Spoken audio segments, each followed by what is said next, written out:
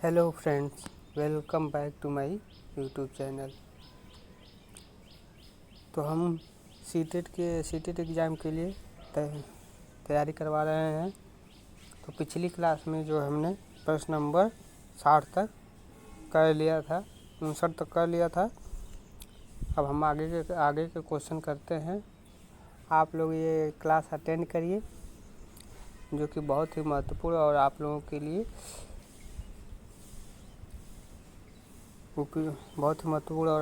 लिए उपयोगी होगी। तो प्रश्न देखते हैं। प्रश्न नंबर 60 है, निम्नलिखित में से किसके द्वारा अधिगम में बाधा उत्पन्न होती है। इस प्रश्न के जो ऑप्शन है, ऑप्शन नंबर ए, पहले पढ़ाए गए विषय से ज्ञान को संबंध करना, गलत। ऑप्शन नंबर बी, विद्यालय संस्कृति से विमुखता का भाव, हो सकता है। ऑप्शन सी, बहुसंवेदी उपागम का क्रियान्वयन, ये भी गलत। ऑप्शन नंबर डी, रचनावाद पर आधारित शिक्षण शास्त्रीय प्रवृत्तियाँ, ये भी गलत। यानी कि इस प्रश्न का सही आंसर होगा ऑप्शन नंबर बी, विद्यालय संस्कृति से विमुखता का भाव। अगला प्रश्न देखते हैं। प्रश्न नंबर 61, बाल विकास के क्षेत्र में मस्तिष्क नमनीयता संप्रत्यय क्या सुझाता है। इस प्रश्न के जो ऑप्शन दिए गए हैं, बाल्यावस्था और किशोरावस्था को पूरी अवस्था सृजनात्मक विकास के लिए संवेदनशील अवस्था है, हो सकता है। ऑप्शन बी, विकास सभी बालकों में एक समान दर से होता है, गलत, एक समान दर से नहीं होता है। ऑप्शन सी, केवल आनुवंशिकता विकास को ही प्रभावित करती है, वातावरण नहीं, गलत, वातावरण भी प्रभावित करती है बाल विकास को। ऑप्शन डी, एक क्षेत्र में विकास दूसरे क्षेत्र के विकास को प्रभावित नहीं करती है, गलत, करती है। यानी कि इस प्रश्न का सही आंसर होगा ऑप्शन नंबर ए, सही आंसर होगा। बाल्यावस्था और किशोरावस्था का पूरी अवस्था सृजनात्मक विकास के लिए संवेदनशील अवस्था है। अगला प्रश्न देखते हैं। प्रश्न नंबर 62, प्रश्न पूछ रहा है कि किसी भी व्यक्ति की आनुवंशिकता से संबंधित कारक और वातावरणीय परिवेश से संबंधित स्रोत है। इसके जो ऑप्शन है, ऑप्शन ए, स्रोत हैं कि वातावरण का विकास पर कोई प्रभाव नहीं होता है, गलत, प्रभाव पड़ता है।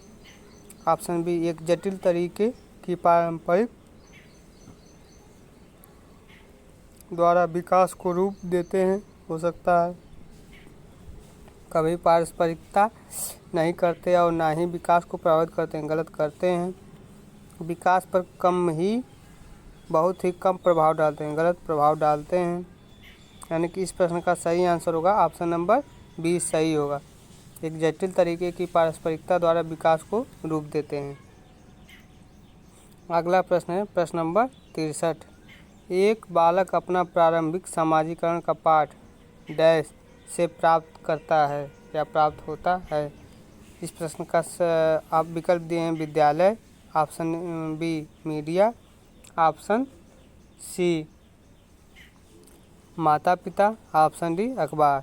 इस प्रश्न का सही आंसर होगा माता पिता। एक विद्यालय द्वारा प्रारंभिक सामाजिकरण जो है वो अपने घर से सीखता है, यानी कि जो सिखाते हैं माता पिता। अगला प्रश्न है। प्रश्न नंबर 64, प्रश्न नंबर 64 पूछ रहा है कि जीन पियाजे के संज्ञानात्मक विकास के सिद्धांत के अनुसार निम्न में से किस चरण पर बच्चे वस्तुओं को वर्णित करने के लिए संकेतों का इस्तेमाल करने लगते हैं। इस प्रश्न के जो ऑप्शन है, संवेदी गत्यात्मक, ऑप्शन बी, पूर्व संक्रियात्मक, ऑप्शन सी, मूर्त संक्रियात्मक, या ऑप्शन डी, औपचारिक संक्रियात्मक। तो इस प्रश्न का जो सही आंसर होगा वो होगा पूर्व संक्रियात्मक होगा, यानी कि ऑप्शन नंबर बी।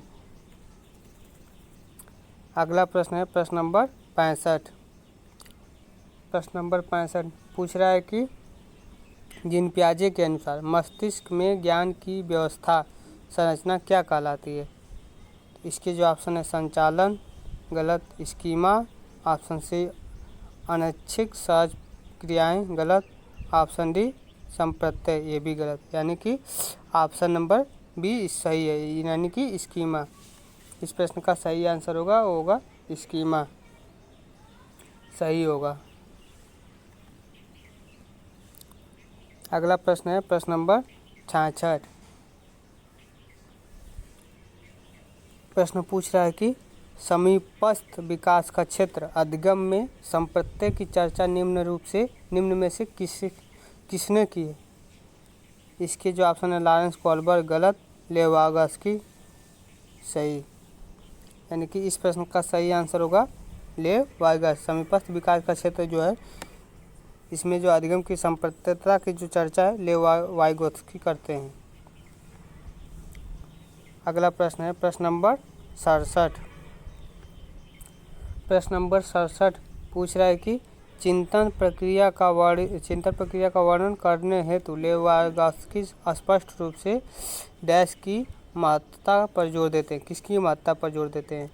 इसके जो ऑप्शन है संस्कृति, ऑप्शन बी परिपक्वता गलत, ऑप्शन सी नकारात्मक प्रतिपुष्टि ये भी गलत, ऑप्शन डी पुनर्बलन पर गलत, ये भी नहीं होगा, यानी कि इस प्रश्न का सही आंसर होगा ऑप्शन ए संस्कृति। संस्कृति की महत्ता पर जो है लेवागस्की जोर देते हैं।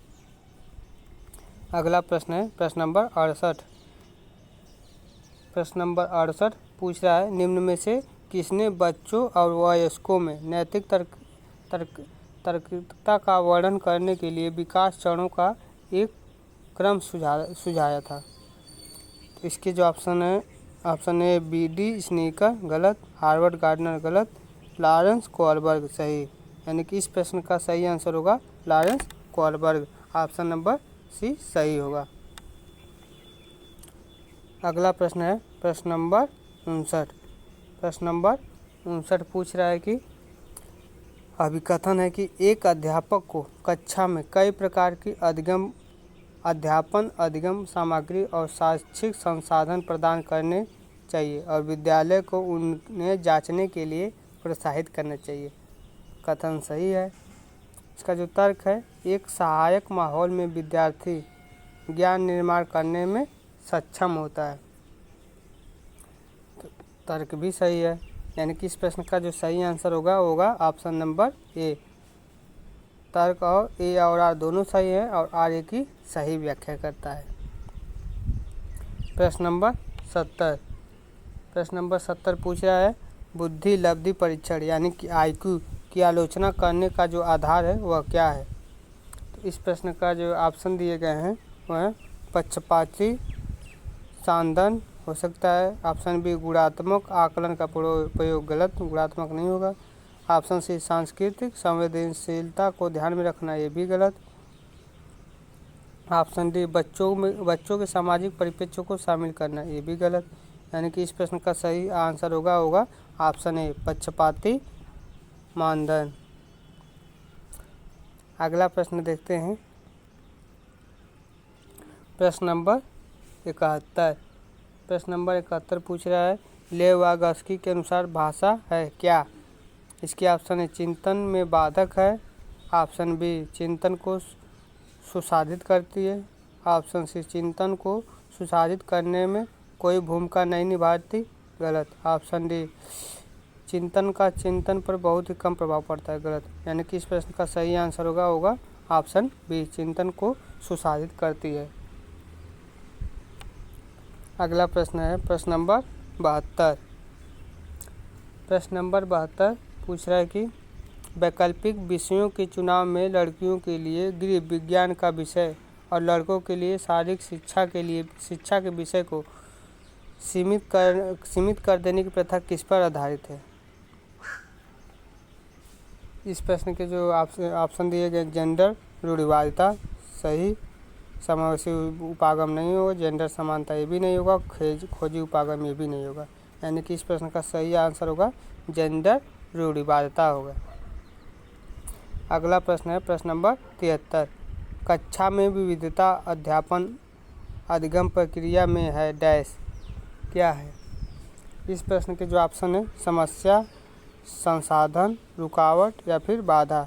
इस प्रश्न का सही आंसर होगा संसाधन है। अगला प्रश्न है प्रश्न नंबर 74। प्रश्न नंबर 74 पूछ रहा है कि निम्न में से किस प्रकार का मूल्यांकन विद्यार्थियों के लिए अधिगम का रूप बन जाता है।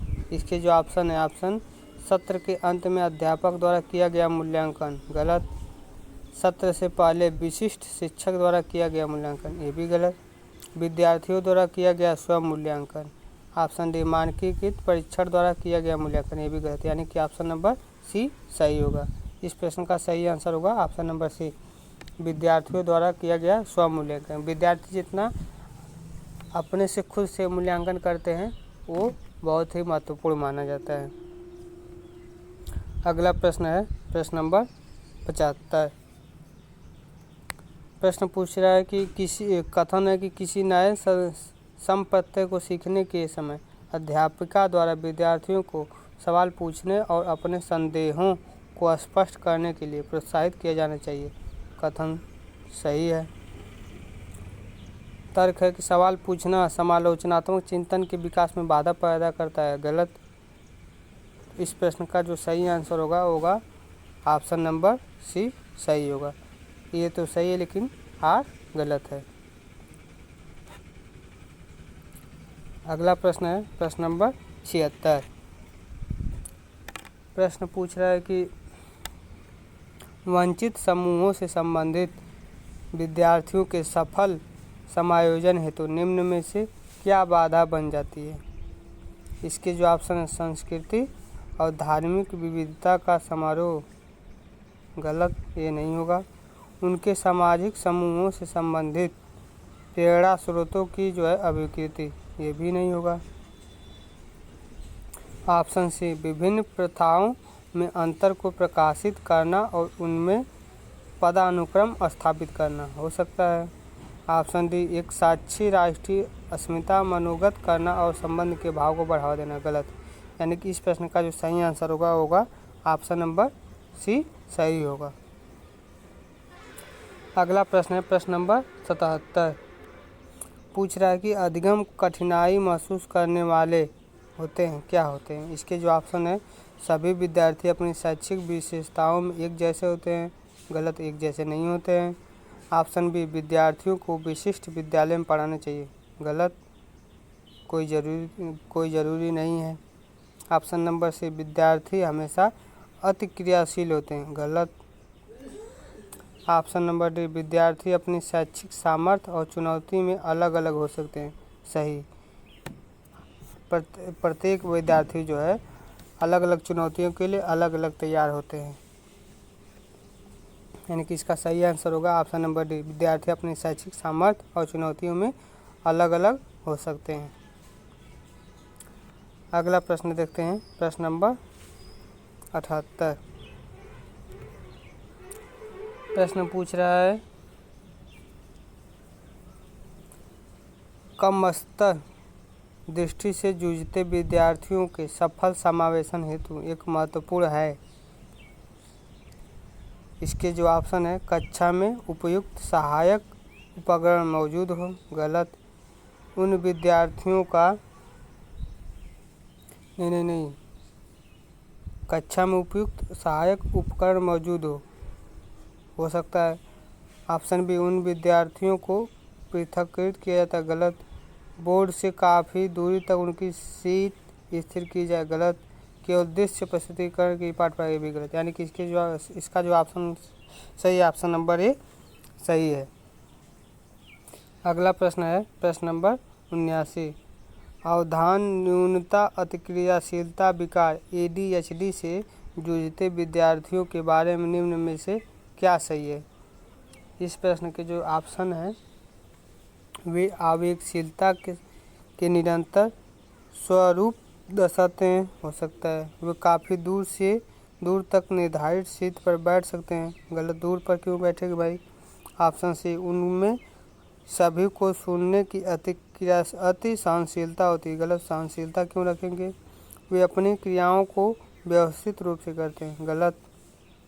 यानी कि इस प्रश्न का सही आंसर होगा ऑप्शन नंबर ए सही होगा। वे आवेगशीलता के निरंतर स्वरूप दर्शाते हैं। प्रश्न नंबर 80 है। प्रश्न नंबर 80 पूछ रहा है कि निम्न में से कौन सी युक्ति प्रतिभाशाली विद्यार्थियों की ज़रूरतों को पूरा करने के लिए एक प्रभावी रणनीति है। इसके जो ऑप्शन है, जानकारी को समझने हेतु अतिरिक्त समय देना। गलत। बहुत ही आसान और सरल सवाल पूछना। गलत। सरल क्यों? ऑप्शन सी, स्वचयनित उच्च क्रम चिंतन कार्य सौंप देना। स्वचयनित उच्च क्रम चिंतन कार्य सौंप देना हो सकता है। ऑप्शन डी, उनसे सफलता की निम्न उम्मीद करना। गलत। यानी कि इस प्रश्न का सही आंसर होगा ऑप्शन नंबर सी सही होगा। स्वचयनित उच्च क्रम चिंतन कार्य को सौंप देना। आई होप आप सभी लोगों को हमारा ये क्लास पसंद आया हो तो क्लास को लाइक कर दें, चैनल को सब्सक्राइब कर दें, और जो लोग भी आपके दोस्त यार जो या फिर सगे संबंधी हो जो सीटेट की तैयारी कर रहे हैं या फिर करना चाहते हैं, उन लोगों के यहाँ शेयर कर दें, क्योंकि हमारी जो ये क्लास है बहुत ही सीटेट के लिए बहुत ही महत्वपूर्ण क्लास है। आप लोग अगर इन क्लासों को कर लेते हैं तो आप लोगों का जो सीटेट का एग्ज़ाम है वो क्लियर हो जाएगा। मिलते हैं नेक्स्ट अगली क्लास जो है कल होगी। जय हिंद, जय भारत।